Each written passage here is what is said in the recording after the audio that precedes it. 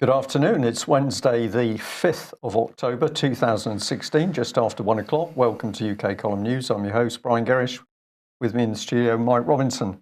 Well, very blustery here in Plymouth, but we've got lots of blue sky and sunshine, and that seems to be the pattern across UK. Even north of the border in Scotland, it is apparently quite sunny. Good stuff. There we are, into the good news. Yes. Okay, well, we'll begin with UKIP because they are leaderless again. Well, actually, apparently not, Brian, because you were saying the Electoral Commission has said that... Technically, Mr. Farage is still in charge of the party, apparently. Okay, well, Diane James then has resigned after 18 days, and it's, we're only getting a hint of what went on, but it sounds like total faction fighting within the UKIP leadership once again. Well, I've got to say, Mike, that I've taken a little bit of flack, I think is the term, recently, because I pointed a finger at the leadership of UKIP. I was doing this several years ago, and I'm going to continue to do it because, of course, we see, particularly now, just at the point when UKIP, with 4 million voters or over 4 million voters, should be hammering the government to get us fully out of Europe and start to get law and order restored in this country. What have we got? We've got infighting at the top of UKIP. We've got blocks coming in. And all this means, of course, that the activists are not out there being active. I personally blame Nigel Farage for this. I've warned about Nigel Farage taking UKIP into a cul-de-sac for years. And I think what I've said is now being proved. So presumably the new leader tried to make some changes to get the party moving, and her efforts to change the executive were blocked. That sounds like it. She said, according to the Sky report, she said, it has become increasingly clear that I do not have sufficient authority. Now, she just won a leadership election. How does she not have sufficient authority? So, at least with the Labour Party, when Corbyn finds he doesn't have sufficient authority, it's because most of the Labour Party are Blairites, and so there's history there. What is UKIP's excuse in this case? Well, it's always the same excuse, Mike, and that is that basically senior people on that executive committee have their own ideas as to what should be happening, and they block other initiatives. This has been going on in UKIP for years, and of course, if you analyse it, there's been lots of flag waving. Of course, it was Nigel Farage saying, we're out of Europe after the Brexit vote. Well, that was one of the most dangerous statements that's been made, because clearly we're not out of Europe. And now what have we got? Stagnation again in UKIP. This is not accidental. This is a cabal within the executive committee of UKIP. Indeed. Well, let's go to David Davis, who is the minister responsible for getting us out of Europe, in inverted commas. Well, he's been speaking at a fringe meeting at the Tory party conference and basically reflecting the views of your favourite MP. My favourite, I've got so many. Gary Streeter. Basically right. Saying that because there was some questions asked about some of the comments or some of the claims made leading up to the referendum. And he said that the referendum issue, the issue of leaving Europe, had inspired passions. And he said that, not everything that was said before the referendum was capable of being repeated on oath. But that's all right. Yeah. Well, Mike, we've got this inversion of reality going on at the moment. What does he say? What is important is not what's said. Yes. Okay, so speech is no longer important. What you say doesn't actually mean anything. Then we've got Gary Streeter. Let's just remind our viewers and listeners today. So we've got South West Devon MP Gary Streeter, Tory Gary Streeter, saying, well, there's no such thing as truth. It's really whatever you want, whatever you really feel like. So presumably Gary Streeter's view of truth is being applied to Brexit. Well, that's exactly what David Davis is saying, inspiring passions, just whatever you feel like at the time.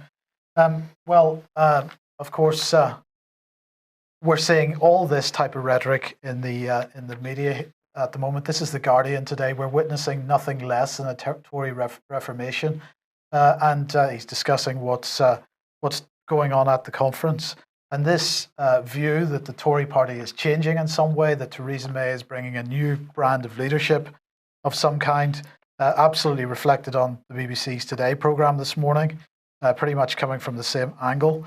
Well, I suppose that's just as well, because with Labour and UKIP in civil war, it's likely we're going to see Theresa around for about a decade, more than a decade. It's a bit of a depressing thought, but there you go.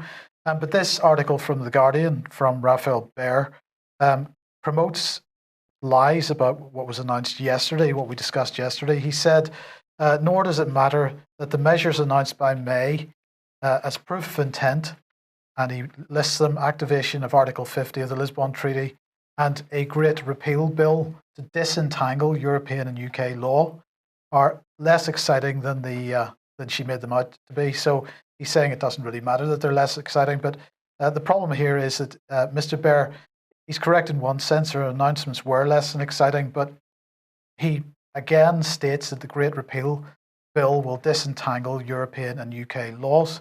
And of course, this is a downright lie, because if we remind ourselves what David Davis said yesterday, he said, to ensure continuity, we will take a simple approach. EU law will be transposed into domestic law wherever practical on exit day. Now, of course, Theresa May had two options here. She could have really had a great repeal, as she likes to call it, and repealed every piece of EU-born legislation since 1972, in which case the previous UK legislation would have again stood. But instead, she's chosen to transpose EU legislation. That legislation will continue. Nothing has changed. So, for example, any farmer hoping to see the end of the Common Agricultural Policy, or any fisherman hoping to see an end to the Common Fisheries Policy, they're likely to be disappointed. And what's more, we could see the scenario, since both EU and UK law will still be sitting on the same foundations after this so-called Great Repeal Bill. We could see the scenario that future UK governments will just keep UK law in sync with EU law as we go. So I think that's what we're going to see. And I'm going to say it again, Brian, Brexit is no Brexit. It's more of the same. It's status quo. The policies are going to remain the same. Nothing has changed. And of course, UKIP is in such turmoil that they're not in a position to do anything about this. Yeah, they absolutely might. UKIP should be the party that is absolutely blasting out the media at the moment to show the sheer hypocrisy of what's going on in the Conservative government. So they should be exposing the PSYOP, as we've called it, of Brexit. And what are they doing? They're back navel-gazing with infighting. Yeah. There's a reason for it, and it's at the top of UKIP. Well, one area which clearly shows that Brexit is an illusion is what's happening with the military. And of course, David Ellis from Strategic Defence Initiatives has been warning and warning about the ongoing integration of Britain's military. And of course, one of the key ways that this is happening is through the procurement and supply chain. But let's have a look at some other things going on inside of the military. And thank you very much to David for pointing this out to us, because General Sir Nicholas Carter, that's not in pictured, I'll come on to the gentleman in the picture in a minute, but Sir General Nicholas Carter, who's boss of the British Army, was giving a talk at Chatham House, the Royal Institute of International Affairs, and his talk was on change and adaptability in the British Army. And the gentleman in the photograph there, James Devol, was the chair for that talk. He happens to be a consulting fellow of Chatham House, whatever that means, but his claim to fame is that he did work for the Foreign and Commonwealth Office. So let's bring in the General. Here he is. And my goodness, this is Newspeak on reheat. This is probably faster than F-35, Mike. We've got an army which is going to change and evolve. It's not going to be revolution, but it's going to be evolution. And the General's got very excited because he's talking about himself and his other senior officers, are responsible for what he describes as our finite resources. So you would have thought that a general being told you've actually got no money to run a proper army would be absolutely banging the table and speaking out, saying that in the first place he needs the money for the right equipment. No, he's not doing any of that. what he's doing is wallowing in newspeak. And some of this is not only quite incredible, it's quite frightening stuff. So let's have a look at how he goes on. This is a key bit here, if we can pop that up. There we are. We need to be match fit to run the business. So apparently the British Army has become a business, and the General says that because it's a business, we need to use all the right language. So we're going to be talking about efficiency, productivity, prosperity, and communication. And all of this is going to take place within the goldfish bowl of scrutiny. And we've got to do everything properly in order to retain our license to operate.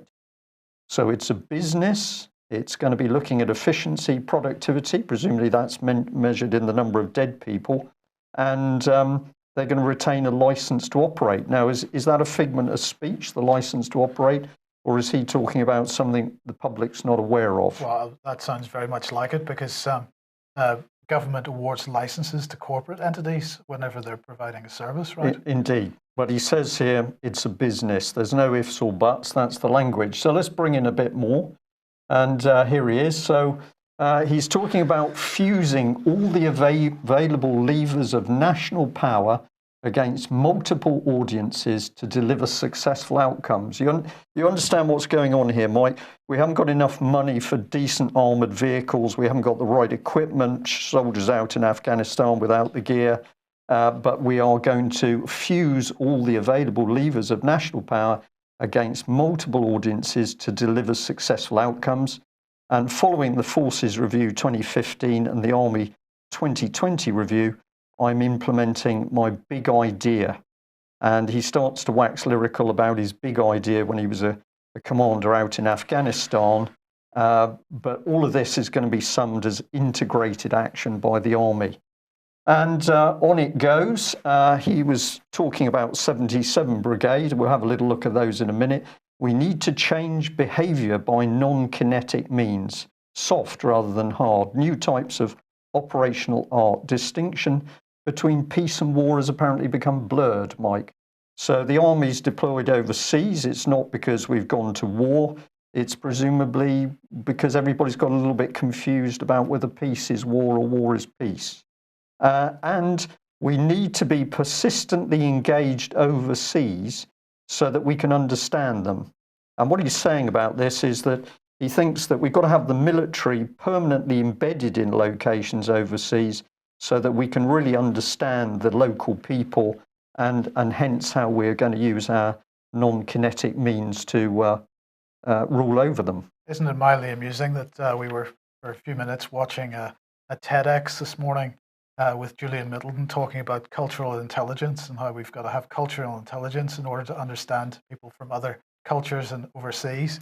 Well, he's reflecting this, isn't he? This is the language. This man has clearly been heavily reframed. And of course, we had the head of the RAF, I can't remember the gentleman's name, but he was getting excited that he had the people with the right aperture coming into the RAF. This is behavioural change that's been unleashed. These men have been seriously reframed.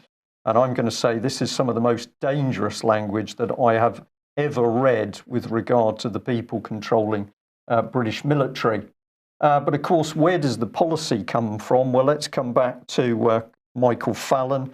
And this was his comment which we pointed out the other day. I want more recruits from ethnic minorities, more women. There's now a great big organisation simply for the women in the Army, as there is in the Navy and the RAF. I've opened up all combat roles to women, so ability, not gender, defines how far you can go.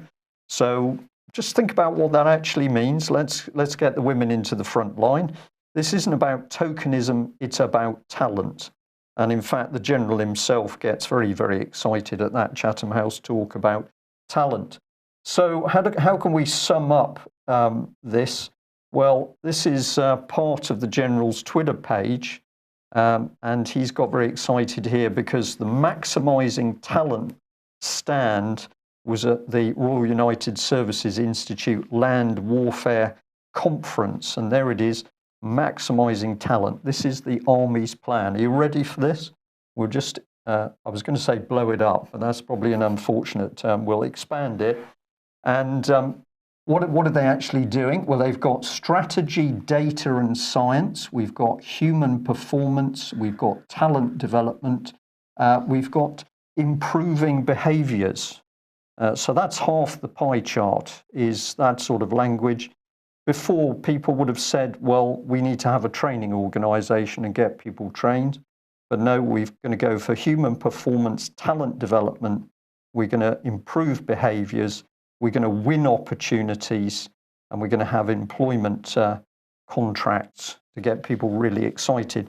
The General does admit that recruiting is a disaster at the moment, largely because it's been put in hands of a commercial organisation. Well, he doesn't say that, but what he doesn't give is any plans to actually improve the recruiting.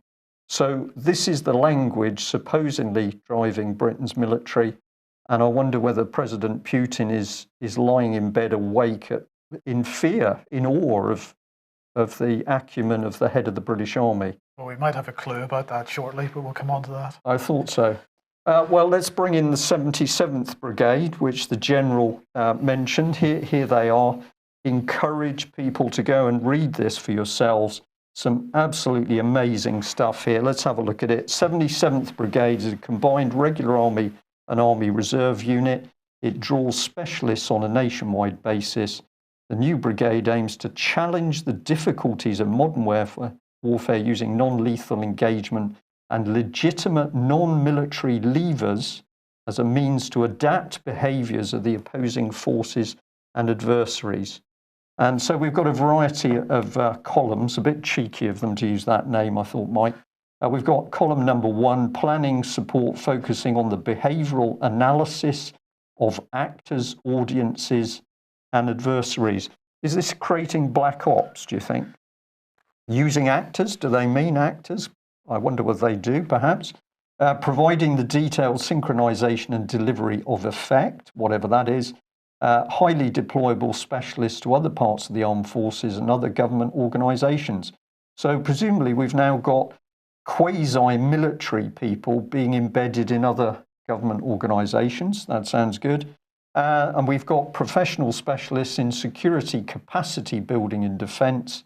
And we've got media operations and civil affairs. So we're not going to be telling the truth about what our military are doing overseas. We're going to have specialist media teams, presumably spinning the line. So legitimate non-military levers as a means to adapt behaviours of the opposing forces. Are they going to sit across the battlefield with some tannoys and hurl NLP at them? I think we are talking psyops with a vengeance here, but let's bear in mind, of course, we've now got military operatives basically operating as if they're in front of a video game with drones, killing people who've never had the opportunity to appear in a court. So take that general's language, heavily reframed individual. Can he think properly anymore? Common sense? I think this is very dangerous. So we'll just let that one run. And the comment here was that war is peace. The truth has become blurred or non-existent, according to Gary Street, a Conservative MP. And we've got this lot being run by Army PSYOPs units. Yes.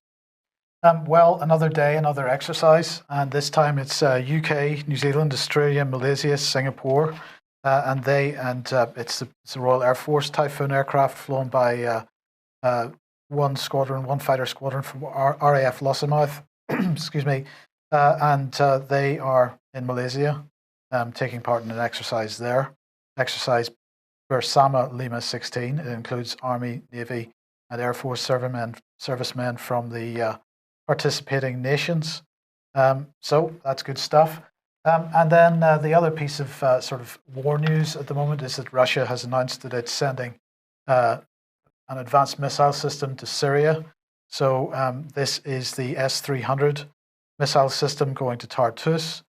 Well, the West are apparently getting a bit upset about this. And it does give a clue. The next quote does give a clue that perhaps Russia's beginning to have a little bit of fun. They're just starting to take the mickey out of everybody at the moment.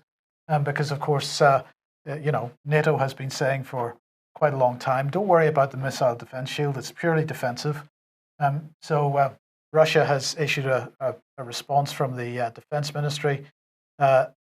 Igor here, I'm not even going to try to pronounce his surname. Konashenkov, I reckon. So it's Konashenkov, yep. Saying the S-300 is a purely defensive system and poses no threat to anyone. It's not clear why the placement of S-300s in Syria has caused such a stir amongst our Western colleagues.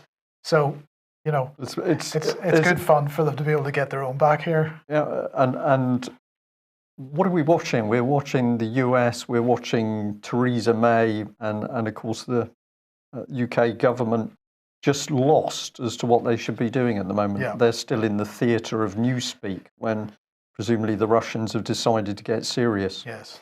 Well, the country, UK that is in chaos. And on the 19th of November, the British Constitution Group is going to be talking about the breakdown of law and order in this country and the need to reassert the rule of law. We are getting a fantastic response at the moment to this. We're going to be talking about speakers over the forthcoming days, and we have some quality speakers, but we're also very much looking at what can we do to regain law and order in a country where that system has broken down. So the 19th of November is a date for your diary. And we're just going to say, get out there and challenge your MPs and do stay with it. In a minute, Mike is going to talk a little bit about what's happened with Michael Farron. Tim Farron. Tim Farron on the subject of missing Syrian children. And the only reason that we've really got a really excellent wedge in his door is because a lady decided to stay on his case over the children. So if you're listening to events and you're beginning to think, my goodness, what can we do? The answer is to do something and stay on the case. Polite, reasonable behaviour can work wonders. And then just a reminder from Theo that British Constitution Group is still very keen in people to hear from people in the Milton Keynes, Lincoln, Totnes and Southampton areas. And I understand that actually there was quite a good response from our request yesterday. So we've already got some names of people in those areas. But we're going to add to that. We're also very keen for more people north of the border who are interested in the Constitution, how it affects both Scotland, England, Wales, Ireland. We say we're all living in these islands together, and what's important is to stay working together to understand just how our constitution and respective systems of law has been overturned by the criminal cabal in Westminster. So some text here, I won't read through it all, but you can freeze it and have a look at that a little bit later today. But essentially a network of Scottish constitutionalists is now being set up. We've got a number of interested people, and we are very, very interested to hear from more people north of the border who are starting to look at this initiative. So there we go. Children, Mike. Yes, children. Okay, Tim Farron then. Now, this goes back to the beginning of the year when Tim Farron was demanding that refugee children from Syria are taken into Britain and helped, in inverted commas. The point I was making at the time was that Britain can't even help British children who are in care, and to bring Syrian refugee children into the country is taking them out of the frying pan into the fire. Now, I've labelled this as facilitating child trafficking, and I'll explain that in a second.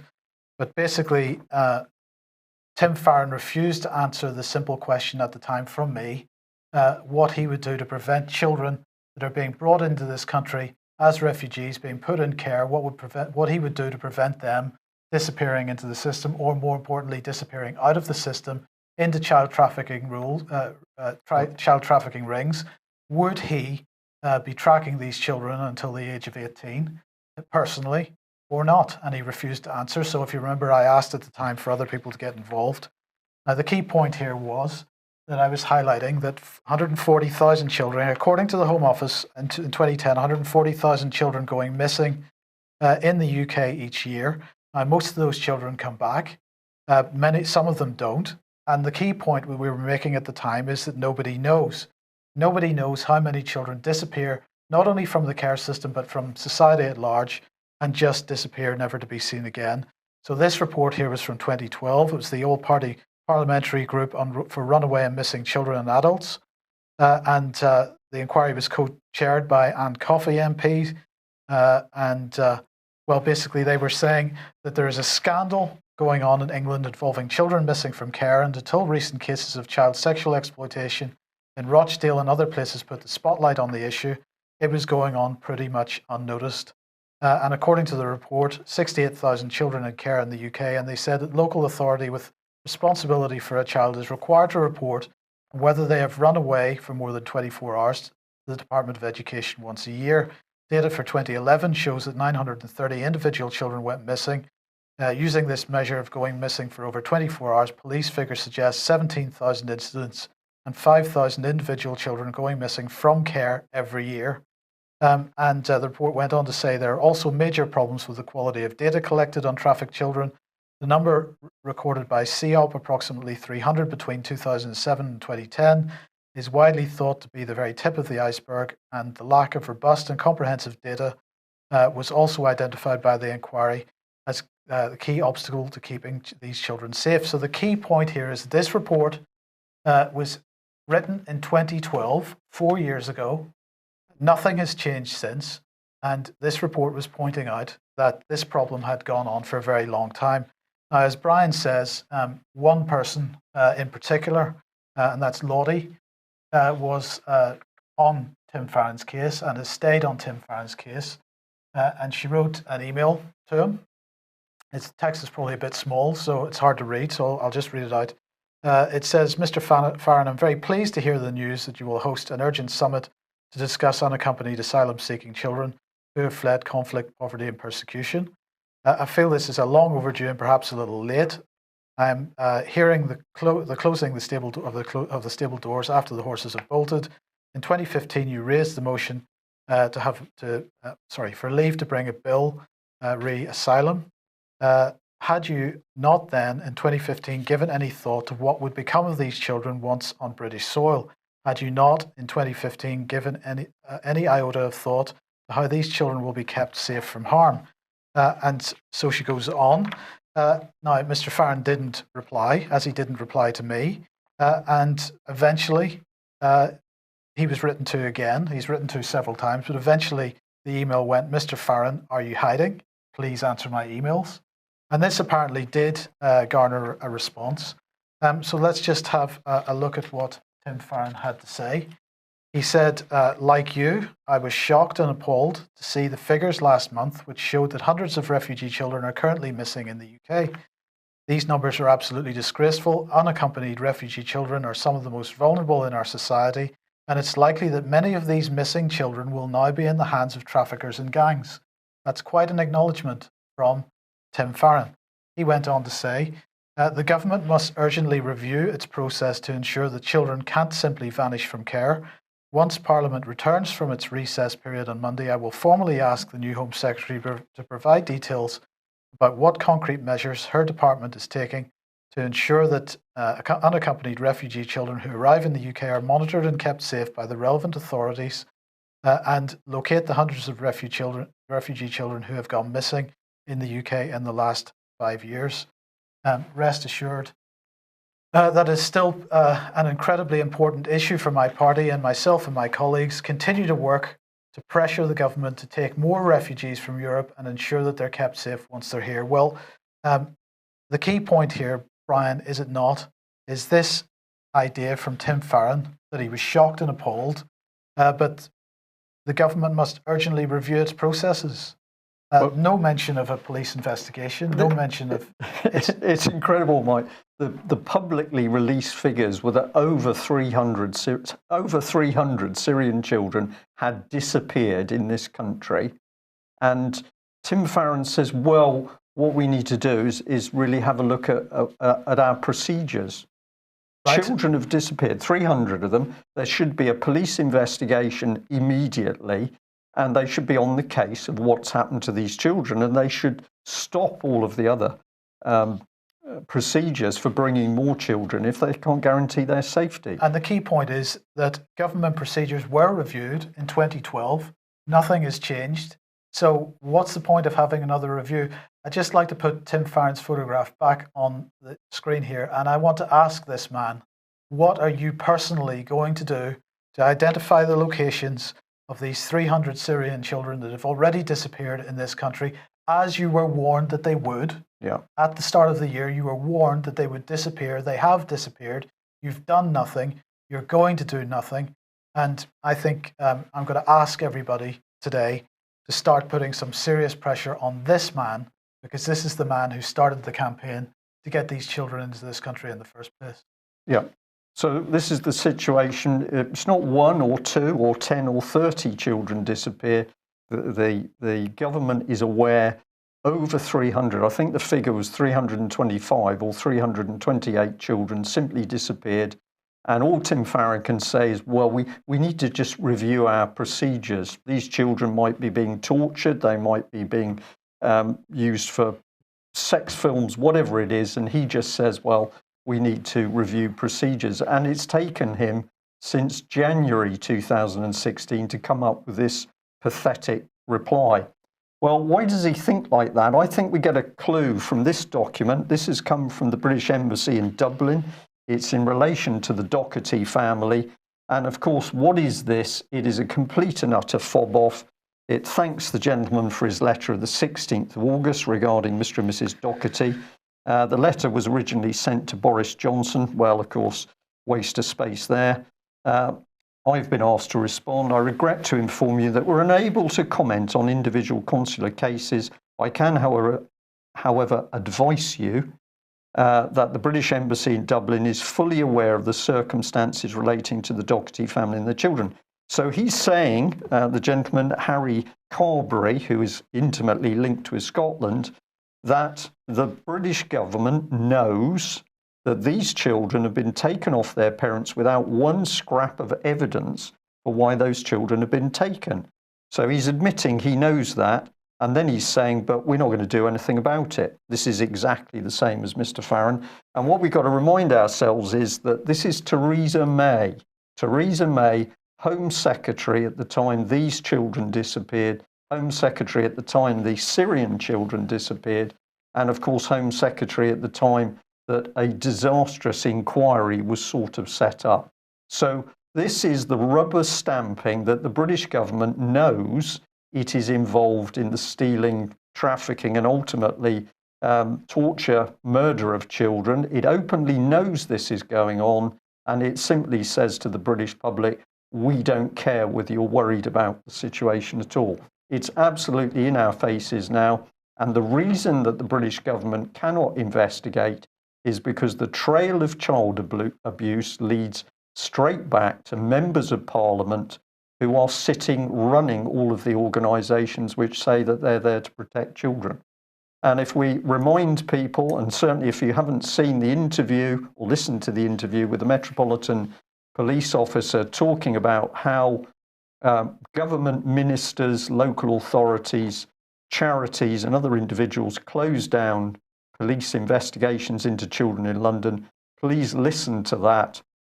And of course, that gentleman has had absolutely no help from any of the government authorities, including Mr. Brandon Lewis, the policing minister. Well, what has Theresa May been doing? Well, she's been working hard on her image. And of course, what is she very frightened of? She's frightened of the fact that more and more particularly ex-members of the armed forces are starting to see through the scam, which is the British government. So we thought it appropriate that General Nick Carter, who we've just mentioned, is tweeting. He's very big on tweeting. Of course, you'd expect that man to have plenty of time for sending out little tweets. And so here's Theresa. What is she doing? Cuddling up to the armed forces. And I think she's trying to, or there's an effort being made at the moment to rebrand her as the Iron Lady. And here she is, the caring Prime Minister. She's very caring as long as the cameras are there with her cup of tea. But if your children get taken, ladies, you'll find you're dealing with a different beast. And here she is, the darling of the armed forces. The general's very impressed that she's there, looking very, very smart. And of course, he had to get one in with himself. And was Michael Fallon bowing to her, I think there, Mike, actually.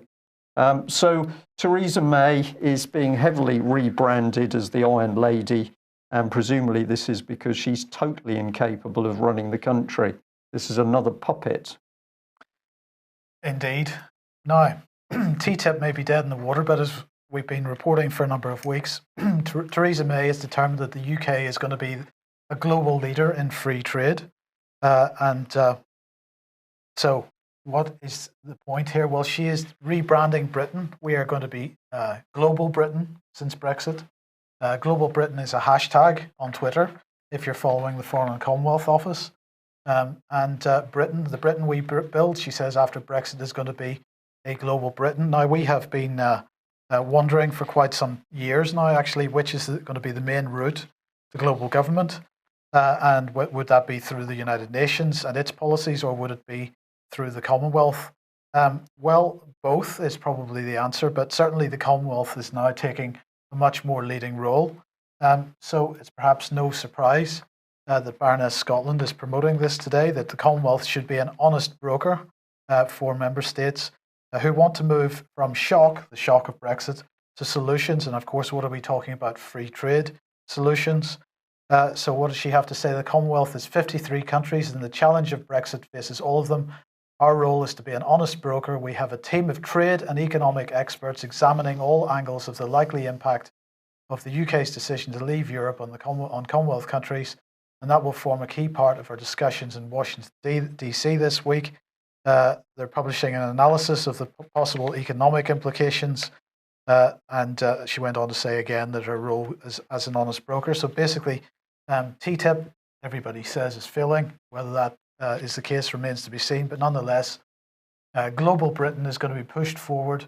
We're going to be pushing trade deals, and the style of TTIP, of course, and the Commonwealth is going to be the mechanism that these globalist trade deals are going to be pushed out. So we keep an eye on that one. But she's an honest broker, so yes, we can trust her and the rest of the government. Well, if we're going global, of course, one of the key levers to get us there is going to be climate change. So this is probably the headline of the century, and that is that Leonardo DiCaprio, I thought he sank on board the Titanic, Mike, or was that, maybe I got that wrong. But he has basically said that climate change deniers should not hold public office. He was in the White House when he was talking about this. He said, if you don't believe in climate change, you don't believe in facts and science and empirical truths, and in my humble opinion, you should not be allowed to hold public office. So we've got this bizarre situation now of DiCaprio in the White House, apparently promoting his so-called documentary Before the Flood. But we're now mixing up actors and politics. It's a bit unclear as to where the real world is. If you're not sure about Before the Flood, it's a genuine documentary, and Mr. DiCaprio has been all over the world talking to people. I was going to say talking to polar bears. He's been watching the polar bears because they've been falling into the water because all the ice is melting. And he says, if you don't believe what I'm pushing out in my documentary, you're not fit for public office. So we got more blurring of truth, fiction, theatre becomes politics, and presumably he's going to be President of the United States at some stage, Mike. Quite possibly. Okay, privacy issues then. And of course, the big privacy news is that Yahoo had been secretly scanning customers' emails. Anybody with a Yahoo email account should be taking note and handing them over to the US government. So they secretly built, according to this Reuters article, a custom software program to search all of its customers' incoming emails for specific information provided by US intelligence officials. So the US intelligence officials asked them to look for some specific information. Now, Yahoo is absolutely refusing to say what that specific information was, but nonetheless, they decided that the best thing to do was to scan every single mailbox that they were managing for people in order to get the information that was required. So the key point here is that this is every single mailbox, regardless of citizenship. It wasn't just Americans being spied on, it was everybody. And according to Andrew Crocker, who's an attorney or a lawyer with the Electronic Frontier Foundation, he said that the Yahoo program seems in some way to be more problematic and broader than anything else that has been revealed about NSA bulk surveillance like PRISM. And he said it's hard to think of an interpretation of this report that doesn't mean Yahoo isn't being asked to scan all domestic communications without a warrant or probable cause. So this is quite interesting. What's also interesting is that Yahoo publishes its government data request statistics, and yet they seem to be suggesting that in total they have only received 23,540 such requests. So that doesn't seem to tie in with this story, which they are not denying. They have admitted that this is the case. Well, we might contrast that with this organization, Open Whisper Systems, and they've released a press release saying that in the first half of 2016, and they're banned from being any more explicit than that, that they received a subpoena from the Eastern District of Virginia in order to provide information about 2 customers of theirs to a federal grand jury investigation. But unfortunately, the only information they hold on their customers is when they signed up and when was the last time they used the service. They don't keep any details about who was sending messages to whom, or when, or what the content of the message was. So unfortunately, they weren't able to provide the information that was asked for. So that's a slightly different approach being taken there. But what's interesting about this story was that when they received the subpoena, they were effectively given a gag order at the same time, and it took the intervention of the ACLU in the United States to overturn that, and which allowed them then to admit that they'd even received a subpoena in the first place. Right, and presumably the American intelligence services weren't looking for Hillary Clinton's emails because a different set of rules apply to her. Absolutely. Yeah. Well, we just end on a Guardian article, which I think really takes some reading. I read it again, and I think that this is a pretty unpleasant little article. The title is "Whether to Have a Down Syndrome Baby, It's Not Black and White. We're stuck in a simplistic debate in which the tragedy of having a disabled child is set against the selfishness of abortion. Time for some grey."